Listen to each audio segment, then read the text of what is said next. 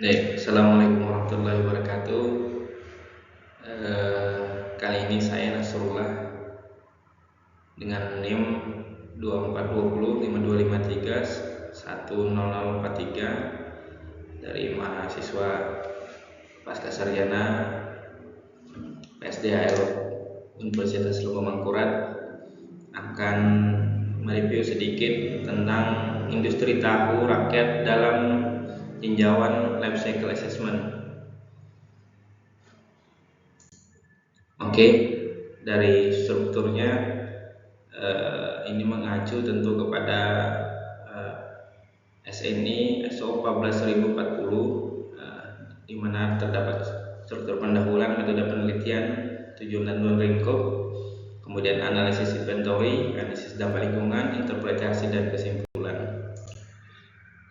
Dari segi pengertiannya, life cycle assessment merupakan pendekatan untuk menilai suatu sistem produk dari hulu ke hilir secara kuantitatif.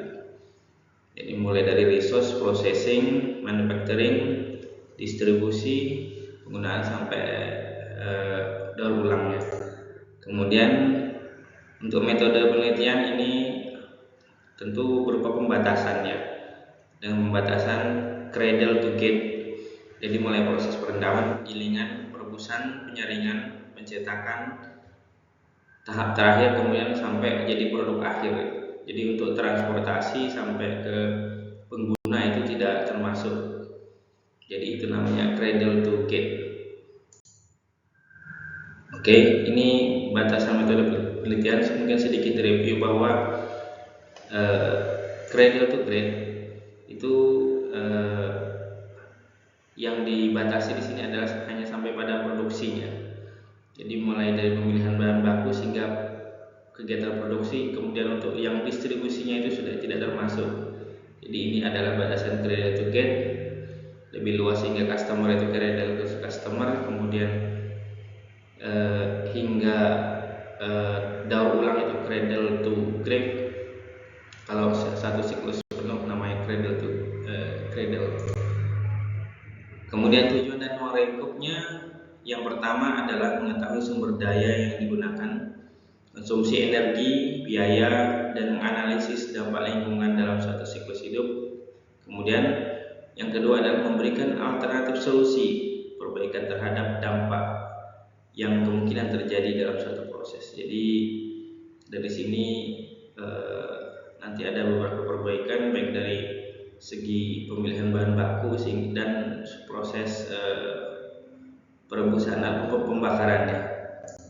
Kemudian dari struktur yang pertama tadi ada dikatakan di framework ada analisis inventory. Inventory ini dari bahan bahan bakunya, ada input dan output, kemudian dikelompokkan dalam tahapan analisis inventory. Itu kalau tujuannya meliputi ruang lingkupnya meliputi mulai bahan baku, penggunaan air, energinya, transportasi dan emisi. Jadi inventarisasi emisinya sesuai komponen proses tadi di yang terlibat itu dievaluasi secara menyeluruh. Kemudian ini sedikit uraian tentang analisis inventory, di mana mulai dari pemilihan bahan baku seperti kacang kedelai itu untuk satu kali produksi ya 180 kg itu mulai dari kacang kedelai sebagai bahan baku utama. Kemudian ada input dari prosesnya yakni air asaman dan asam cuka. Ini untuk masing-masing kuantitas dalam satu kali produksi 180 kg. Oke. Ini dari segi pembakaran atau bahan baku untuk proses pengolahannya itu ada solar sama minyak, kuantitinya itu ini. Kemudian untuk bahan bakar padat itu dia menggunakan kayu bakar sama listrik. Untuk kuantiti yang dihitung besarannya sekian. Kemudian untuk produk outputnya itu ada 2 produk. Jadi hanya 2 produk. Yang pertama adalah tahu putih untuk satu kali produksi 92 kilo, kemudian tahu goreng untuk satu kali produksi itu 60 kilo. Kemudian dihitung pula output emisi kedua O2, emisi ke udara ya CO2 yang dari fosil, kemudian CO2 dari transportasi kendaraan. Untuk kuantitasnya bisa masing-masing kita lihat di tabel berikut. Kemudian untuk emisi ke air itu ada BOD dan COD, sekian kuantitasnya. Kemudian output emisi yang mempengaruhi ke tanah itu karena penggunaan cuka ya, asam cuka biasanya di industri ini, maka berpotensi menurunkan pH dari asalan 7 kemungkinan turun jadi 6. Kemudian ini summary-nya atau summary secara keseluruhan mulai dari emisi udara, kemudian emisi air, kemudian emisi tanah. Ini macam-macam yang diemisikan. Kemudian ini terhadap produknya tahu putih dan ini terhadap produknya tahu goreng. Dari sini kita lihat bahwa untuk besaran emisi rata-rata yang di tahu goreng itu lebih besar daripada yang tahu putih. Oke, next. Untuk kerangka framework selanjutnya dari LCA ini adalah analisis dampak lingkungan, dimana tentu untuk pengolahannya sendiri untuk analisis dampak itu menggunakan metode impact 2012, kemudian prosedur penilaian daur hidupnya itu menggunakan perangkat lunak software SIMA Pro versi 9303. Kemudian terdapat aturan dari Kementerian Lingkungan Hidup dan Kehutanan yang mengatur untuk jenis-jenis dampak yang perlu dikaji di LCA. Itu Permen LHK nomor 1 tahun 2021. Untuk dampak yang dikelola, pertama adalah global warming, potensinya, kemudian potensi penipisan ozon, potensi hujan asam, potensi eutrofikasi, penggunaan energi dan kesehatan manusia. Yang pertama adalah dari segi pemanasan global, dari produk tahu goreng itu 93,8 kg CO2 ekuivalen, kemudian tahu putih setara 150 kg CO2 ekuivalen. Jadi polutan ini akan tersebar atau penyebarannya mengikuti angin, udara, kemudian sumber-sumber lain, juga itu memberikan dampak buruk bagi lingkungan. Kemudian yang dampak kedua adalah potensi penipisan ozon. Nah, dari penipisan ozon untuk tahu putih sebesar sekian, kemudian untuk tahu goreng sebesar sekian. Nah, tentunya dari sini ada satu zat yang terkenal namanya CFC ya, klorofluorokarbon.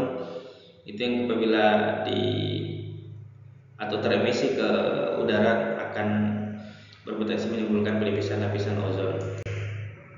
Dampak ketiga adalah potensi hujan asam dari tahu putih produknya sebesar 3,83 kali 10 pangkat 3 kg SO2 ekuivalen. Kemudian untuk tahu goreng sebesar 3,83 10 pangkat 3 SO2 ekuivalen.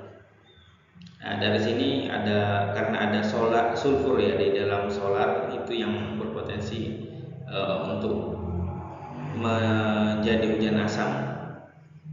Itu karena jadi pengotor. Kemudian nitrogen di udara itu bereaksi dengan membentuk oksigen namanya sulfur dioksida dan nitrogen dioksida. Nah, ini yang menghasilkan potensi hujan asam. Kemudian proses keempat adalah proses eutrofikasi, di mana dari produk tahu putih sudah dihitung sebesar sekian, kemudian tahu goreng dihitung sebesar sekian. Eutrofikasi sendiri adalah adanya kelebihan nutrien ya, berupa dengan memicu unsur nitrogen sama fosfat. Ini yang artinya menyebabkan kandungan limbah organik atau bahan organik terlalu tinggi di perairan, sehingga menyebabkan nilai CO2 sebesar yang sangat tinggi sekali ya, 6.575 mg. Jadi kalau di air permukaan biasanya berwarna hijau proses eutrofikasi ini. Kemudian terhadap penggunaan energi itu kalau tahu putih itu 93,8 dan untuk tahu goreng 154. Jadi lebih besar penggunaan energi untuk tahu goreng. Nah, tentu ini dari segi kehematannya ya, nanti yang mana yang lebih hemat tentu ini yang akan diutamakan jadi proses perbaikan. Kemudian untuk kesehatan manusia itu tahu putih sebesar 0,062 daily, kemudian untuk yang tahu goreng sebesar 0,82, jadi lebih besar juga untuk tahu gorengnya, menimbulkan dampak yang negatif bagi kesehatan manusia. Oke, dari sini kemudian kita dapat mengerucut, kita interpretasi ada dua lokus yang menjadi interpretasi. Yang pertama adalah proses penggorengannya, yang kedua adalah pengadaan bahan baku utama, yakni kedelai, tinggi dibanding proses lainnya.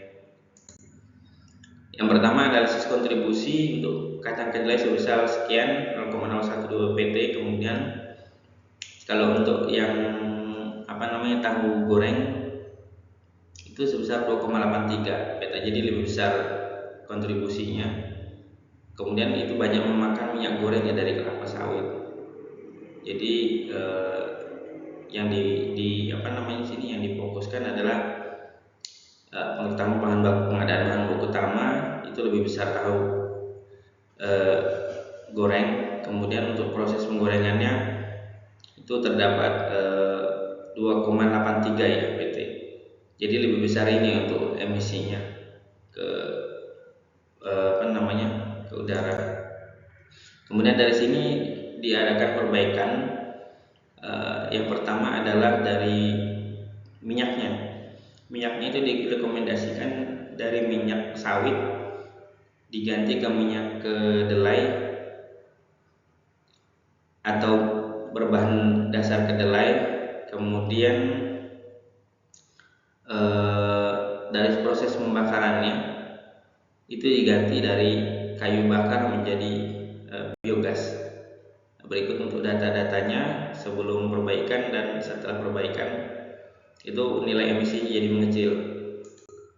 Baik, jadi dapat disimpulkan bahwa tahu goreng itu potensinya lebih tinggi mencemari dibanding yang tahu putih. Berikut sebesar selisih besarannya jauh lebih besar. Baik dari segi, jadi sehingga lebih kecil nanti potensi emisinya, baik dari potensi global warming, kemudian potensi penipisan ozon, kemudian potensi usian asam, kemudian eutrofikasi dan energi. Kemudian dari analisis kontribusi bahwa daur hidup industri tahu rakyat itu pada proses penggunaan itu mending diganti dari untuk bahan bahan minyak sawit, minyaknya untuk proses penggorengan diganti dari minyak sawit ke minyak kedelai. Kemudian untuk yang proses penggorengannya diganti dari kayu bakar menjadi biogas. Oke, terima kasih. Saya kira dari analisis LCA ini memberikan kontribusi yang besar untuk terhadap penurunan nilai emisi yang berpotensi menyebabkan terjadinya baik itu eutrofikasi, global warming, hujan asam dan sebagainya. Baik, terima kasih. Sekian dari saya. Kata saya ucapkan